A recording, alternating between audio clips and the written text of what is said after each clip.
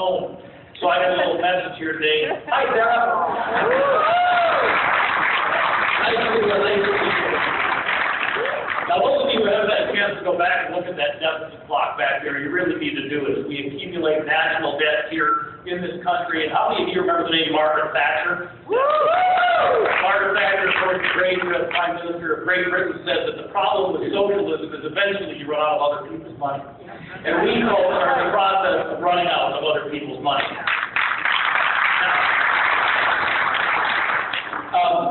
It's great to be home. I thought I should tell you a little bit about myself so that you understand why I'm here.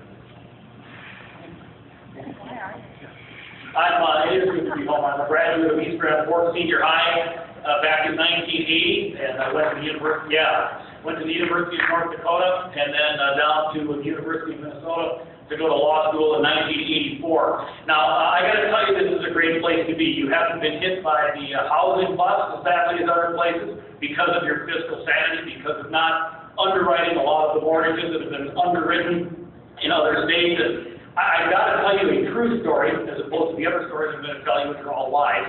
And I went down to law school, and it was one of the first days I was going to class, and of course here I am, a small town boy in the big city there on the West Bank at the University of Minnesota campus, and I'm walking up to the front door as a female law student is walking beside me, and of course I did what my mommy taught me to do, which is I pulled the door open.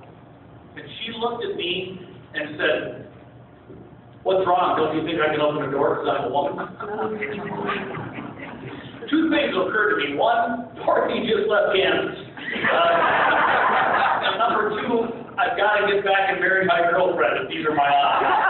So I proposed to begin the frugal Mrs. Thompson that Christmas, and we got married the following August. We have a couple of kids, both of whom attend the Lakeville High School. Lakeville South is my daughter's high school, and my son's McGuire Middle. Now, I find it interesting that those of us who are part of the Tea Party movement are interested in freedom and liberty.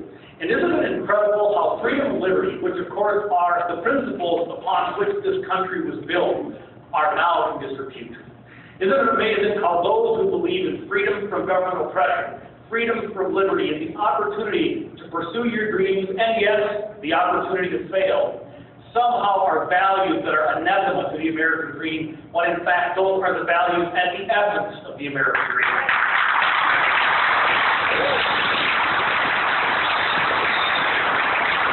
And then it's interesting to watch. I was reading in the paper today about someone who was out in Bismarck speaking, and it reminded me of a story because this person was being ridiculed. And let me turn the clock back to 1998, and I had just gotten a radio program down in the Twin Cities, and I've been blessed to have had the opportunity to be on AM 1500 KSTP down there for years, and now I do some fill-in on other stations as well. And I got a phone call from a woman by the name of Renee Doyle. And Renee Doyle said to me, "Dave, after one of your radio shows, if you give me just a few minutes of your time, I want to tell you about a learning program in Minnesota that is being proposed and is actually partially in place and is fully in place to a large extent called the profile learning." And I said, "Oh, sure, why not? Come on by." And she talked to me about the profile learning. Now, in 1998, my children were about 3 and 5 years old. And of course, I was starting at that point to think about school and how my kids were going to do in the public schools. And what I learned scared me to death. And I ended up going from Chaska to Rochester to the northern suburbs, all over the place, talking on the profile of learning, specifically talking about getting it repealed. And I was introduced to this brunette who was an intelligent person, wonderful wife and mother, one of these people that you get to know and everything about her you respect. And her and I did some speaking together, spent some time together, and you know her as Michelle Bach.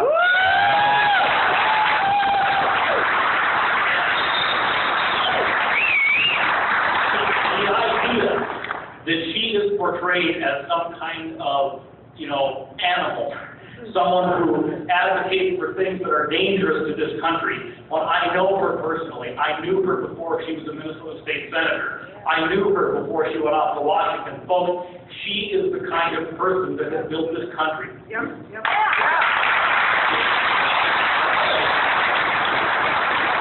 Now, our illustrious Senate Majority Leader, Harry Reid, has indicated that he would not not fans of him, has indicated that he would like to scale back the jobs program a little bit. So I guess, in other words, if something is really, really awful, then 80% of awful is what we should strive for. That is what we've got to stop, and I think that that is the genesis of the Tea Party movement.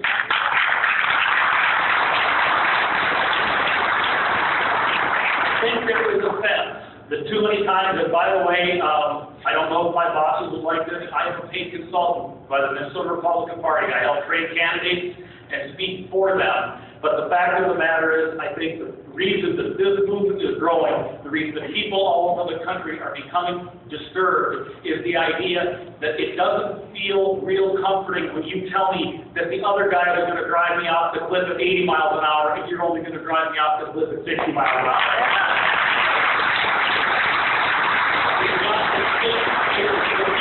All government and scale it back and make it smaller and get it back under control. Now, one thing I do want to do is give a little bit of a warning.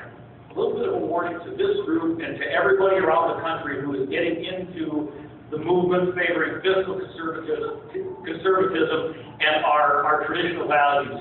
And that we've got to be very careful not to be critical of elites in the wrong way. And let me explain what I mean by that.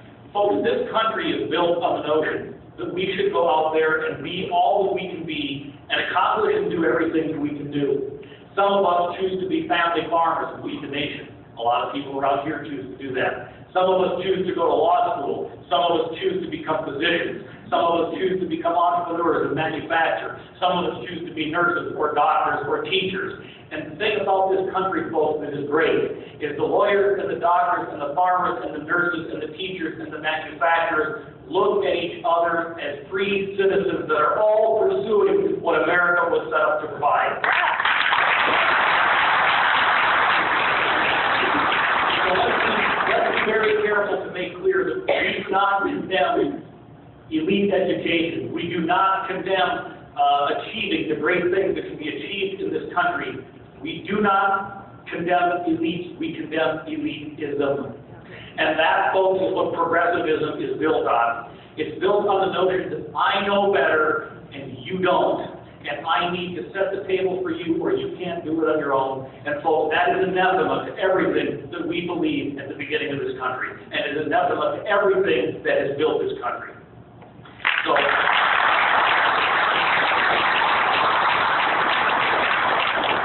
So let's keep this thing going. I will tell you that as an observer of politics, and I've watched it closely for many, many years, one of the most interesting things I think to watch, certainly coming up to the November election, and then thereafter, as we head into the next election cycle, which will bring about a presidential election, is will this movement sustain?